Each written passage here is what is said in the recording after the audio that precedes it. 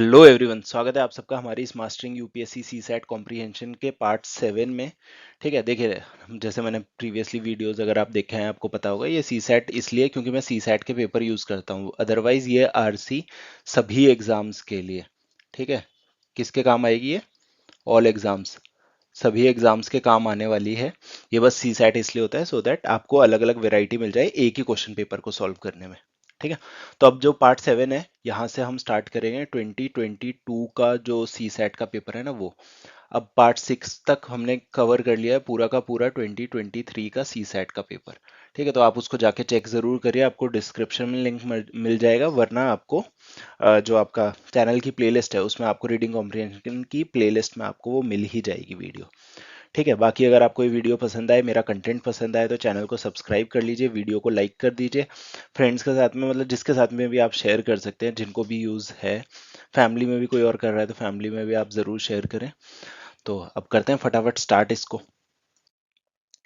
अब देखिए, पहला पैसेज पढ़ने से पहले मैं वही बात बताऊंगा जो मैंने बाकी में बताया। कल ही पार्ट 6 आया था तो उसमें भी आपने देखा होगा कि मैंने सेम बात बताई है, बट नए व्यूवर्स हैं जो शायद इसी वीडियो से आए होंगे तो उनके लिए मैं एक बार फिर से रिपीट कर देता हूँ, ज़्यादा टाइम नहीं लूंगा।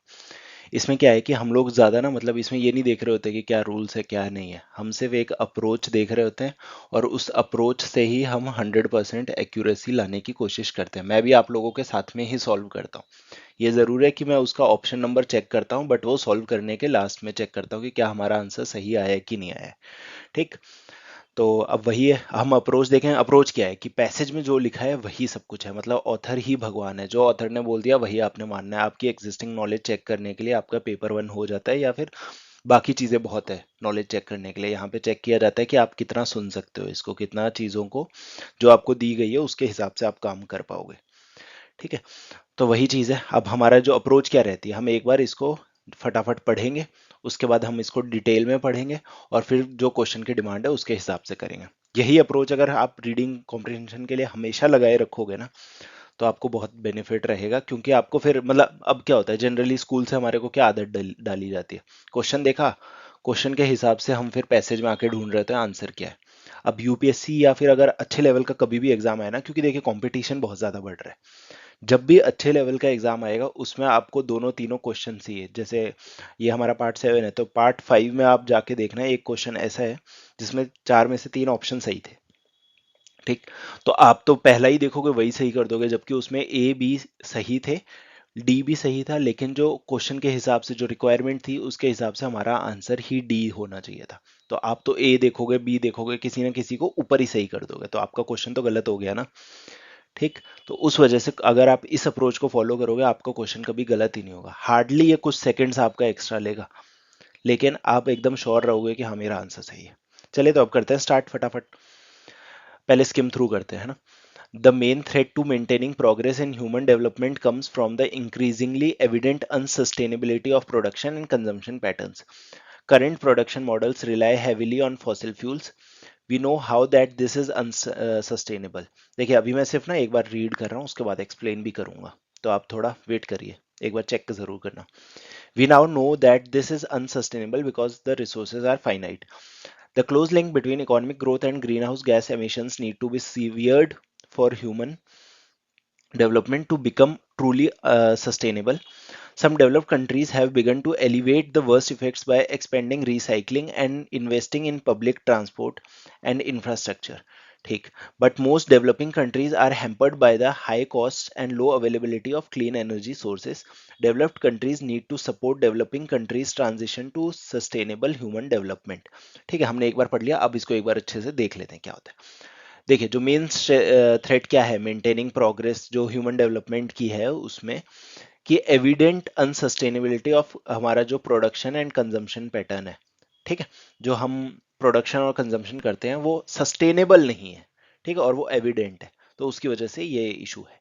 ठीक, जो करंट प्रोडक्शन मॉडल्स है वो रिलाई करते हैं किसके ऊपर, फॉसिल फ्यूल्स पे, जो कि खत्म हो जाएंगे एक दिन।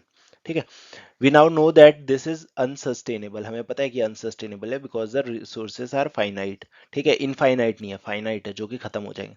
The close link between economic growth and greenhouse gas emissions need to be severed for human development.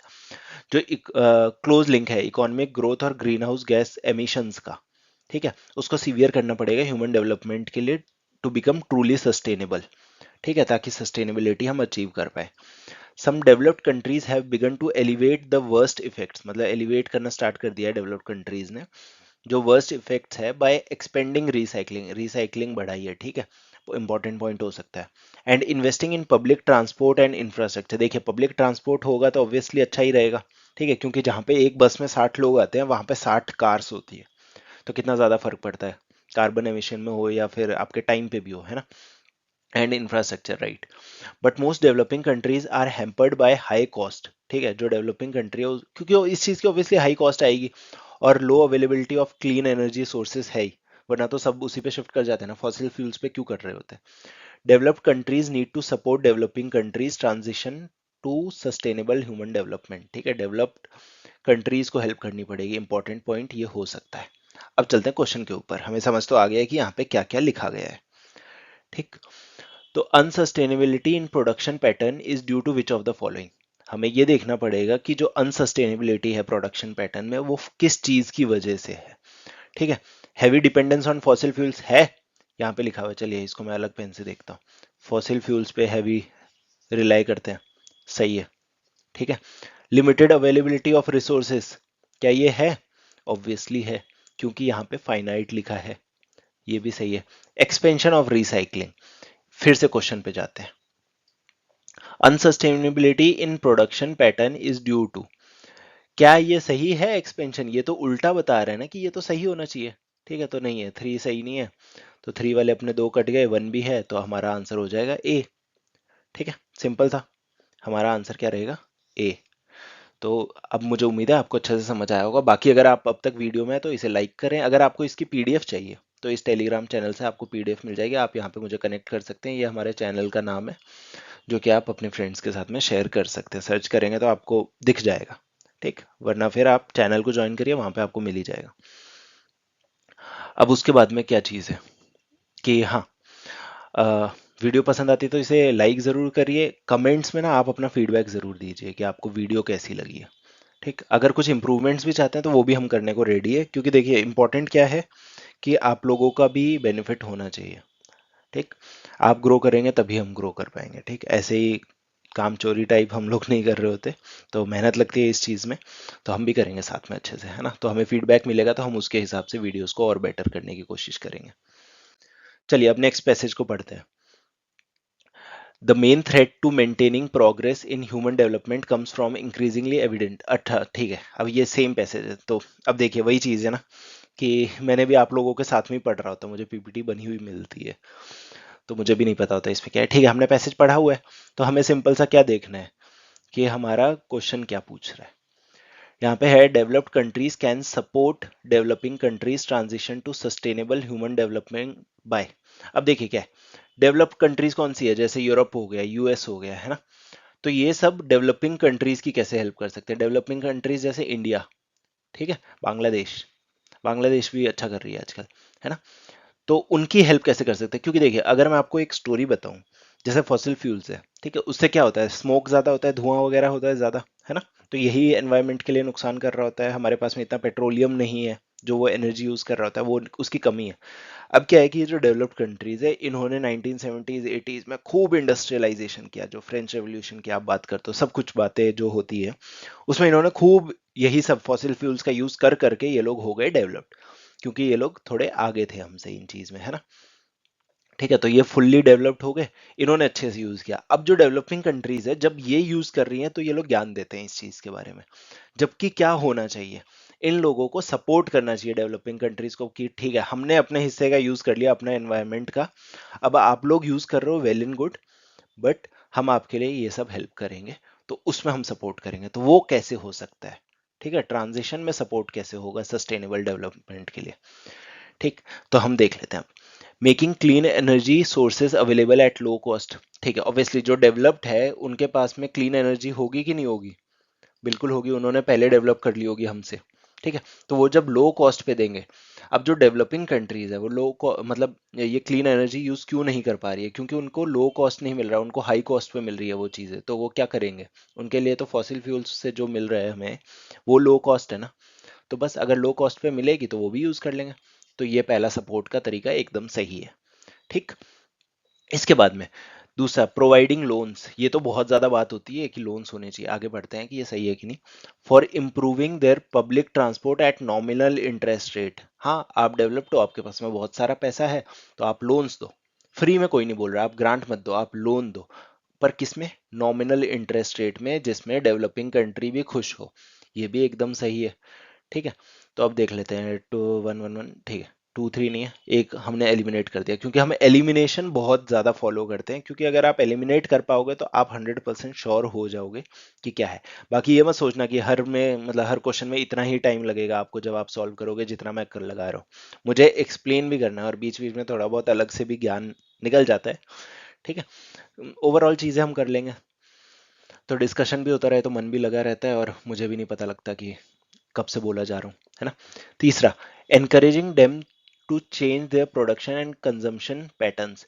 ठीक है, एनकरेज क्या मतलब, जैसे आपको याद होगा, मतलब अगर आप नॉर्मली जियो पॉलिटिक्स वगैरह कुछ भी फॉलो करते हैं, जैसे ही किसी भी कंट्री में डेमोक्रेसी की बात होती है तो यूएस ले आता है ना, कि we are concerned about the democratic situation in this country, that country, है ना, ये सब यूएस तो सबसे पहले ले आता है। तो क्या कोई भी यूएस की सुनता है? ये भाषण सुनता है? नहीं सुनता। तो सिर्फ एनकरेज करने से कुछ भी होगा? नहीं होगा। आप एक्शन करो। इन दो स्टेटमेंट में जो एक्शन हो रहा है वो इस वाली में नहीं हो रहा है। ठीक है, सपोर्ट करो, ज्ञान मत दो। ठीक है, तो 1 और 2 होने वाला है ऑप्शन इसका, जो कि बी रहेगा। क्या मेरा आंसर बी है? बिल्कुल। ठीक है, बी है इसका आंसर। ठीक है, तो मुझे उम्मीद है अच्छे से आपको ये वाली, मतलब ये क्वेश्चन भी समझ आ गया होगा। आपने देख लिया कि कैसे कैसे हमारे क्वेश्चंस आ रहे हैं, ज्यादा टफ कुछ नहीं होता। बस ये कि वहां पे जब आप गर्मी में बैठे हुए हैं ना, तो उस टाइम पे थोड़ा सा दिक्कत आ रही होती है सॉल्व करने में। ठीक। क्योंकि सभी एग्जाम्स तो मतलब आपके कंप्यूटर बेस्ड नहीं होते ना, सीबीटी नहीं होते, कुछ पेन पेपर वाले होते हैं, जैसे सी सैट हो गया, मतलब यूपीएससी का कोई भी एग्जाम है। तो गर्मी के टाइम पे थोड़ा सा दिमाग लगाना मुश्किल होता है, इसीलिए मैं बोलता हूँ कि देखिए, मैं बिल्कुल फेवर में नहीं हूँ कि आप रीडिंग कॉम्प्रिहेंशन के लिए रूल्स लगाएं। ग्रामर में बाकी जगह आपको रूल्स याद करने पड़ेंगे, लेकिन रीडिंग कॉम्प्रिहेंशन में पहले तो आप इतना बड़ा पैसेज देखोगे। ठीक है। अब इतने बड़े पैसेज में आप रूल्स लगाओगे, ये सोचोगे वो सोचोगे, कुछ नहीं सोचना भैया। एक बार पढ़ो, आइडिया लग जाएगा, दूसरी बार पढ़ो, डिटेल्स पता लग जाएगी, क्वेश्चन पे जाओ, मैच करो थोड़ा थोड़ा, जहां जहां से याद आएगा, और कर डालो। ठीक है। अब जो नेक्स्ट पैसेज है अपना, ये देखते हैं क्या है। Unless the forces and tendencies which are responsible for destroying the country's environment are checked in the near future and afforestation of denuded areas is taken up on a massive scale, the harshness of the climatic conditions and soil erosion by wind and water will increase to such an that agriculture extent that agriculture, which is the mainstay of our people, will gradually become impossible. The desert countries of the world and our own desert areas in Rajasthan are a grim reminder of the consequences of large scale deforestation. Pockets of desert like landscape are now appearing in other parts of the country, including the Satluj Ganga plains, sorry, and the Deccan Plateau, where only a few decades back there used to be lush green forests with perennial streams and springs. There is only brown earth, bare of vegetation, without any water in the streams and springs except in rainy season. Idea लग गया कुछ? ये बता रहा है कि arid areas, मतलब जो डेजर्ट वाले एरियाज है, उसमें कैसे हो रहा होता है ना, कुछ सॉइल से रिलेटेड। तो देख लेते हैं क्या है ये। अब इसको अच्छे से पढ़ते हैं। Unless the forces and tendencies which are responsible for destroying the country's environment, जो भी forces या tendencies है जो destroy कर रही है अपने देश के environment को, उनको check नहीं किया जाता near future में, and afforestation of denuded areas। ठीक है, अब ये denuded areas क्या होते हैं? ये ना कोई ऐसी स्ट्रिप होती है या फिर ऐसा एरिया होता है जो कवर कर रहा होता है, पोजेशन में होता है। ठीक है। Is taken up on massive scale, मतलब बड़े स्केल पे नहीं लिया जाता इन चीजों को। तब तक हार्शनेस जो है क्लाइमेटिक कंडीशंस की, और सॉइल इरोजन जो विंड से होता है, वाटर से होता है, will increase to such an extent, इतने एक्सटेंट तक ये इंक्रीज हो जाएगा कि एग्रीकल्चर जो हमारा मेन स्टे है हमारे लोगों का, क्योंकि ऑलमोस्ट अभी का डेटा है 64% लोग ऑलमोस्ट एग्रीकल्चर पे डिपेंडेंट है, डायरेक्टली इनडायरेक्टली। ठीक है।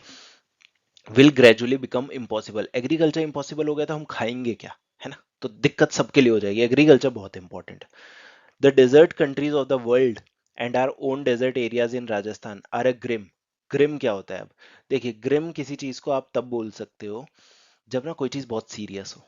ठीक है, सीरियस रिमाइंडर है किस चीज का? कॉन्सिक्वेंसेस का, जो कि लार्ज स्केल डिफोरेस्टेशन से होते हैं। ठीक, pockets of desert like landscape.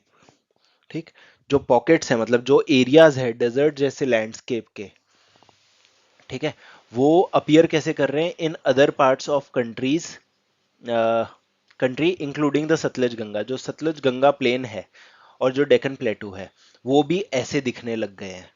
ठीक है, कैसे? जो राजस्थान जैसे। ठीक है, उसके बाद were only a few decades back, कुछ साल पहले, मतलब कुछ दसों साल पहले, डेकेड इज 10 years। ठीक है, दसों साल पहले there use to be lush green, मतलब पूरा ग्रीन फॉरेस्ट होते थे जिसमें पेरेनियल स्ट्रीम्स थे। पेरेनियल, अब पेरेनियल रिवर्स भी होती है।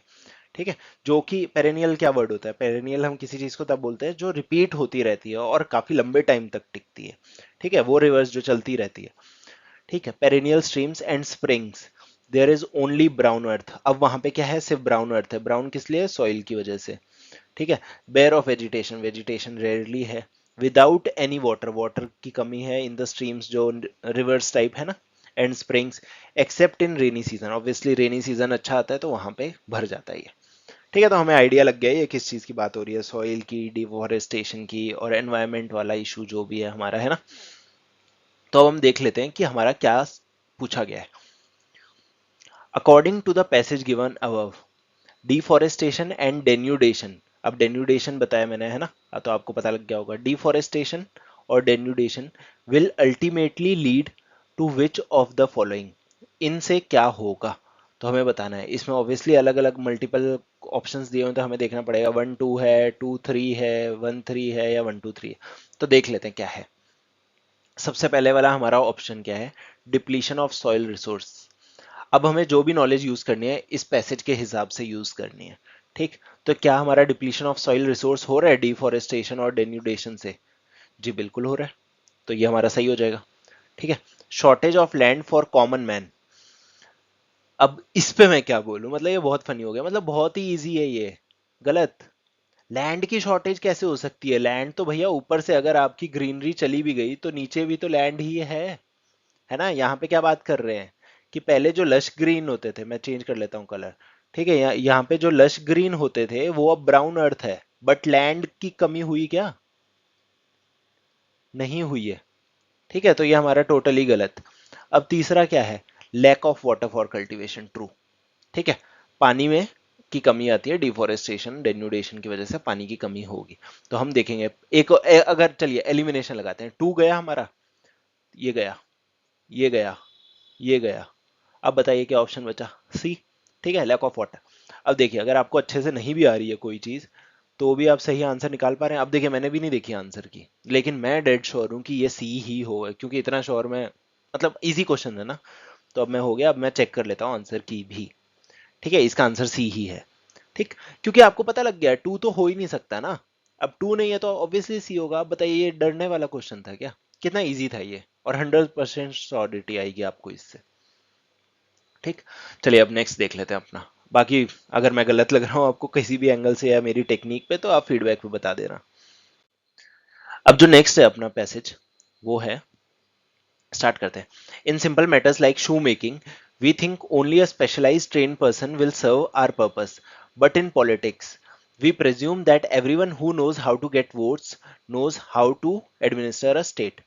When we are ill, we call for a trained physician whose degree is a guarantee of specific preparation and technical competence. We do not ask for the handsomest physician or the most eloquent one. ठीक है? Well then, when the whole state is ill, should we not look for the service and guidance of the wisest and the best? बहुत बढ़िया। ठीक है, ऐसे ऐसे जरूर आने चाहिए, ज्यादा आने चाहिए, सो दैट जो यूथ है, जो वोट करने वाली है, वो लोग रहे, है ना। ठीक है, बट फिर वही है कि पेपर सेट में भी तो कहीं ना कहीं गवर्नमेंट की आइडियोलॉजी को लेके देखा जाता है। तो ठीक है, पर मुझे बहुत अच्छा लगा ये, तो थोड़ा थोड़ा आइडिया लग गया होगा। अब इसको अच्छे से देख लेते हैं कि ये है क्या। देखिए, जो सिंपल मैटर्स होते हैं जैसे कि शू मेकिंग है, ठीक है, उसमें हम क्या सोचते हैं कि कोई सिर्फ कोई स्पेशली ट्रेन्ड पर्सन, जो स्पेशली ट्रेन्ड पर्सन है वही सर्व कर पाएगा हमारे पर्पस को, है ना। ठीक है, कि मतलब अगर कोई कॉबलर है, ऐसे तो नहीं है कि हम घर पे सुइयां लेके बैठ गए कि भैया हम ही अपने शूज सही कर लेंगे, हमें पता है कि जो मोची है वो ही कर पाएगा अच्छे से, तो हम उसके पास लेके जाते हैं। लेकिन पॉलिटिक्स में हम प्रिज्यूम करते हैं कि सभी, एवरीवन, जिसको पता है कि वोट्स कैसे लेने हैं, ठीक है, उसको पता होगा कि स्टेट को एडमिनिस्टर कैसे करना है, मतलब स्टेट को कैसे चलाना है ना। ठीक है, जब हम इल होते हैं, हमारी तबीयत खराब होती है, हम कॉल करते हैं एक ट्रेन्ड फिजिशियन को, ठीक है, जिसकी डिग्री एक गारंटी होती है कि ये स्पेसिफिक प्रेपरेशन और टेक्निकल कॉम्पिटेंस, मतलब कि इसके पास स्पेसिफिक तैयारी है और टेक्निकल नॉलेज है, ठीक है, तो उस पर हम भरोसा कर लेते हैं, वो गारंटी है। हम उससे नहीं पूछते, मतलब हम ये नहीं पूछते, we do not ask for the handsomest physician, मतलब जो दिखने में अच्छा हो या फिर मोस्ट एलोक्वेंट। अब देखिए, ये वोकैब यहीं पे इसीलिए जरूरी आती है, जैसे पिछले में भी कुछ वोकैब के वर्ड्स आ गए थे, डेन्यूडेशन क्या होता है ना, तो वो चीजें पता होनी चाहिए, इसलिए आप डेली वोकैबुलरी सीरीज भी जाके देखिए, मैं कवर कर रहा होता हूँ अच्छे, मतलब एग्जाम के पॉइंट ऑफ व्यू से भी कवर करता हूँ, और कुछ वर्ड्स जो आपको पता होने चाहिए वो भी कवर करता हूँ, सो दैट ओवरऑल डेवलपमेंट होना चाहिए। अगर नॉलेज है आपके पास में, वो वेस्ट कभी नहीं जाएगी, यूज होगी ही होगी। ठीक है, मोस्ट एलोक्वेंट। अब एलोक्वेंट क्या होता है? कोई ऐसा इंसान जो अपनी लैंग्वेज को ऐसे यूज कर पाए और अपने ओपिनियंस को ऐसे एक्सप्रेस कर पाए जिससे सामने वाला अच्छे से उस चीज को समझ जाए। ठीक है, जब भी आप पब्लिक में बोल रहे हो या कैसे भी, ठीक है, तो अगर कोई फिजिशियन जो बोलने में बहुत अच्छा होगा, उससे हमें क्या करना है, हमें तो वो चाहिए ना जो इसको पता हो, नॉलेज हो, जो हमें सही कर सके। ठीक है, वेल देन, ये एलोक्वेंट का कंपैरिजन पॉलिटिशियन के साथ में था, क्योंकि पॉलिटिशियंस क्या है, जो अच्छे ओरेटर है, जो अच्छा बोलते हैं, ठीक है, हम उनको वोट दे देते हैं, लेकिन आप ये भी तो देखो कि क्या वो अच्छे से वो काम कर पाएंगे कि नहीं कर पाएंगे। Well then, when the whole state is ill, जब पूरा स्टेट इल होगा, ठीक है, मतलब हम इल है तो हम उसको देखेंगे, बट इसके कंपैरिजन में जब पूरा स्टेट इल है, तब उसको एक ऐसे डॉक्टर की जरूरत है ना जिसको पता हो। ठीक है, when the whole state is ill, should we not look for the service and guidance? जो सर्विस और गाइडेंस है किसकी, वाइजेस्ट की, हमें वाइजेस्ट की देखनी चाहिए और बेस्ट की देखनी चाहिए, या फिर ऐसे की जो एलोक्वेंट है या फिर जो अच्छे से वोट्स मांग पा रहा है। ठीक है, तो मुझे उम्मीद है अच्छे से समझ आ गया, इसमें मैं थोड़ा सा इमोशनल होके भी ज्यादा आ गया, क्योंकि नेशन बिल्डिंग के लिए हम सबको काम करना पड़ेगा।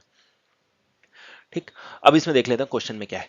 Which one of the following statements best reflect the message of the author of the passage. अब क्या है, हमें ऑथर के हिसाब से काम करना है, अपना ज्ञान नहीं लगाना है।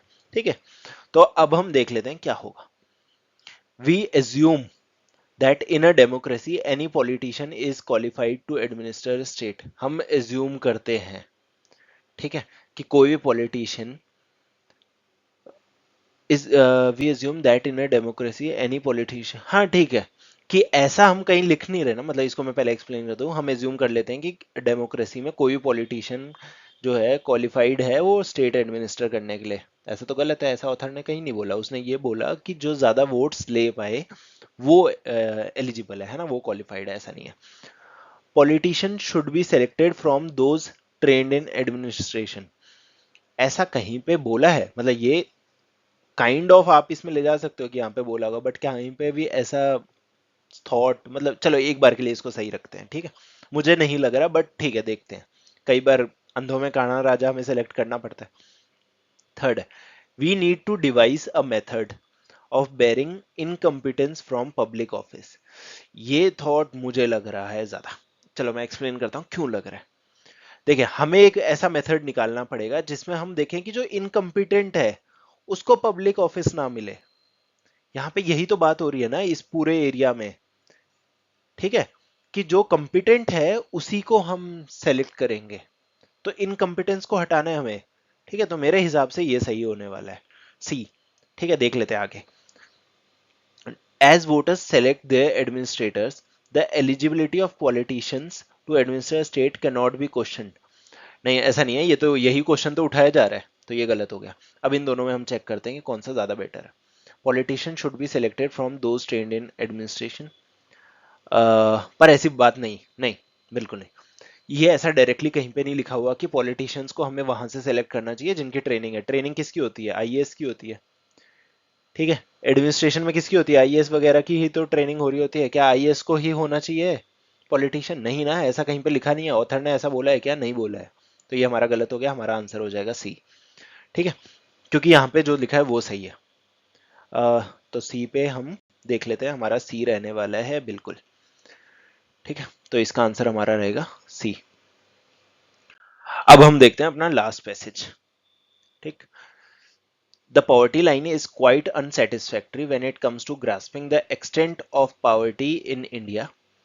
It is not only because of its extremely narrow definition of who is poor and the debatable methodology used to count the poor, but also because of more fundamental assumption underlying it.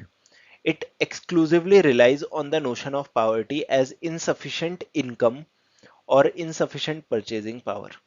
One can better categorize it by calling it income poverty. If poverty is ultimately about deprivations affecting human well-being, then income poverty is only one aspect of it. ठीक है, अच्छा एक चीज मैं आपको पहले बताता हूँ, अगर आप इस वीडियो में अब तक है, देखिए मैं धीरे पढ़ रहा हूँ क्योंकि मुझे आप लोगों को भी बताना है, आप लोग इस स्पीड में नहीं पढ़ोगे, अब जो मैं आगे का पार्ट पढ़ूंगा आप उस स्पीड में पढ़ो। ठीक है, poverty of a life in our views lies not merely in the improvised state in which the person actually lives, but also in the lack of real opportunity given by social constraints as well as personal circumstances to choose other types of living. Even the relevance of low incomes, meager possessions, and other aspects of what are standardly seen as economic poverty relate ultimately to their role in curtailing capabilities, that is, their role in severely restricting the choices people have to lead variable and valued lives. ठीक है, देखिए अब मैंने ये difference क्यों बताया है इसमें, देखिए इंपॉर्टेंट ये है, अब वही है जो वीडियो के एंड तक बना रहेगा उसको समझ आएगा कि मैं क्या चीज़ बोल रहा हूँ। अगर आप जल्दी से स्किप करके मतलब निकल जाओगे कि चल, एक वही थॉट होता है ना कि रीडिंग कॉम्प्रिहेंशन भैया कौन ही करे, लेकिन ये है कि ये आपको शॉर्ट शॉर्ट करवाएगा, नंबर दिलवाएगा ये। ठीक है, इसलिए रीडिंग कॉम्प्रिहेंशन को उतना ध्यान नहीं देते, लेकिन मैंने सबसे ज़्यादा ध्यान इसी को दिया है क्योंकि इसी पे आपको सबसे ज़्यादा गुमराह किया जाता है कि ये रूल कर लो, ये रूल कर लो, नहीं ज़रूरत भैया, किसी और के व्यू टाइम बढ़ाने की ज़रूरत नहीं है। मैं तो बोलता हूँ मेरी वीडियोस को आप 2x पे भी देख लो अगर आपको समझ आ रहा है तो, बस प्रॉब्लम ये है कि समझ आना मुश्किल हो जाता है।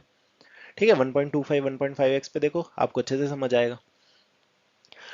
ठीक, तो अब देखते हैं इसको अच्छे से पढ़ना, ये तो स्किम थ्रू था, बाकी ऐसा पैसेज अगर दिखे ना आप अपना टाइम देख लेना, मैं सच में यही बात बोलूंगा।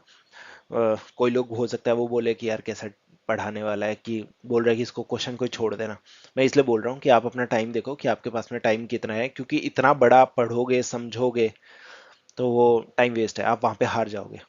ठीक है, पेपर में सेलेक्ट करना वही है कि आप कितना इंटेलिजेंटली अपने टाइम को यूज कर रहे हो।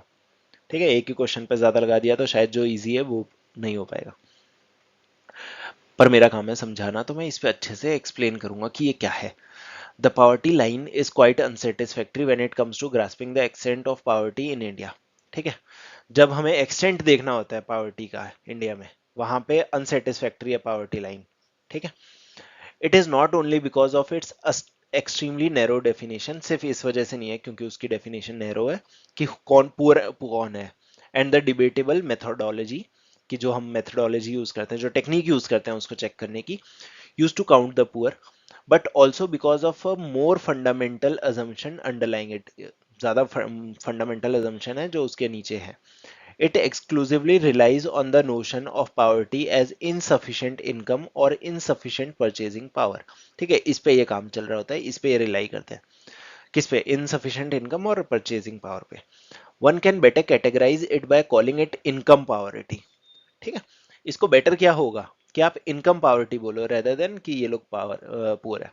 If poverty is ultimately about deprivations affecting human wellbeing, अगर पावर्टी अल्टीमेटली यही है कि deprivations क्या है, ठीक है, ह्यूमन वेलबींग की, then income poverty is only one aspect of it, सिर्फ एक एस्पेक्ट है फिर तो इनकम पावर्टी जिसके ऊपर बात करते हैं, जो हम मेथड लेके चलते हैं पावर्टी को मेजर करने का। Poverty of a life, in our views, lies not merely in the impoverished state in which the person actually lives, but also in the lack of real opportunity. मतलब जो lack है real opportunity की, given the social constraints as well as personal circumstances to choose other types of living, है ना, ये है असली में poverty, कि हम चूज नहीं कर पाते कि हमें कैसे जीना है। Even the relevance of low incomes, meager possessions, मतलब सिर्फ possessions, and other aspects of what are standardly seen as economic poverty relate ultimately to their role in curtailing capabilities. ठीक है, that is their role in severely restricting the choices, उनका रोल एकदम severely restrict करना उनकी choices को। Choices people have to lead variable and valued lives. ठीक है, समझ आ गया होगा। बाकी इससे आपको ये भी समझ आया होगा कि भैया इंग्लिश अच्छी होना, मतलब आपको इंग्लिश की अंडरस्टैंडिंग अच्छी होना बहुत इंपॉर्टेंट है। ठीक है, अब आइडिया तो लग गया हमें कि क्या है। हम क्वेश्चन देखते हैं और फिर चलेंगे इसमें आगे। Why is the methodology adopted in India to count the poor debatable? जो मेथडोलॉजी है जिसको इंडिया में अडॉप्ट किया गया है पुअर को काउंट करने का, वो डिबेटेबल क्यों है? मतलब हमें शायद इस पार्ट में से आंसर मिल जाएगा ऊपर से। ठीक है, बाकी हम देखते हैं कि ऑथर क्या कहना चाहता है, उसके हिसाब से करेंगे पूरा को पूरा। ठीक, बाकी इस वीडियो में एक और चीज मैं बताऊं आपको। इस वीडियो में मैंने जो एनालिसिस किया है अभी, कि ये वैसे तो हमारा 2022 का सी सेट का पेपर है। ठीक, मैंने ये एनालिसिस किया है कि आप ना सभी पूरा, मतलब पूरा ये प्लेलिस्ट देखोगे ना, तभी आपको अलग अलग टाइप के इसमें ना सिमिलर काइंड ऑफ क्वेश्चंस आए हैं सारे के सारे। ठीक है, एक दो में 1-2 चॉइसेस है अजम्पशंस वाले, फिर एक में डायरेक्ट, जैसे कुछ में डायरेक्ट आंसर मिल रहे हैं, कुछ में अलग है कि आपको मैक्स अलग क्वेश्चन, मतलब मल्टीपल ऑप्शंस ऐसे लगेंगे जो एकदम सही है ना। इसलिए आप इसको चेक जरूर करना, पूरी प्लेलिस्ट चेक करना, ऐसा नहीं कि एक ही वीडियो से हो जाए। There is some confusion regarding what should constitute a poverty line. ठीक है, कुछ कंफ्यूजन है। What is methodology adopted in India to count the poor, क्या ये इसका आंसर होगा? हो सकता है, बट मैं ज्यादा श्योर नहीं हूँ, लेकिन ये पूरी तरह गलत नहीं है, तो देखते हैं आगे। ठीक, there are wide diversities in the condition of rural and urban poor. ऐसा कहीं पे पैसेज में लिखा है, क्योंकि हमें ऑथर के उस पर चलना है। ठीक है, नहीं, ठीक है, अपने आप में सही है, लेकिन इसमें सही है नहीं है। There is no uniform global standard of measuring income poverty, क्या ये यहाँ पे लिखा हुआ है? क्या इस क्वेश्चन को जस्टिफाई करता है? नहीं करता। It is based on the proposition of poverty as a meagre income of buying capacity. चलिए, यहाँ पे मिला है कंपटीशन। अब हम फर्स्ट वाले को दोबारा पढ़ेंगे। There is some serious there is some confusion regarding what should constitute a poverty line. दूसरा, it is based on proposition of poverty as mere income. ठीक है, हमें पैसेज के हिसाब से बताना है, पैसेज में ज्यादा रोल किसका है? इसका है। ठीक है, यहीं पे मैंने कहीं पे देखा था, ये रहा। ठीक है, ये जो है इस वाले एरिया में। ठीक है, ये अपने आप में सही है, पैसेज में कहीं ना कहीं है। देखिए आप मल्टीपल क्वेश्चंस आपको, मल्टीपल मतलब ये वाला और ये वाला दोनों आपको ऐसे मिल रहे हैं जो अपने आप में सही है और पैसेज में भी जाते हैं, अग्री कर रहे हैं। बट कौन सा ज्यादा सूटेबल है? तो ज्यादा सूटेबल डी रहेगा। ठीक है, और डी ही हमारा सही आंसर है। ठीक है, तो बस यही था। अब तक वीडियो में है तो इसे लाइक कर दीजिए ज़रूर, बाकी शेयर करिए ज़्यादा से ज़्यादा। मिलते हैं अब अपनी अगली वीडियो में, जो कि रहेगी अपनी डेली वोकेबलरी, और नेक्स्ट वीक फिर से अपना रीडिंग कॉम्प्रिहेंशन। चलिए, थैंक यू।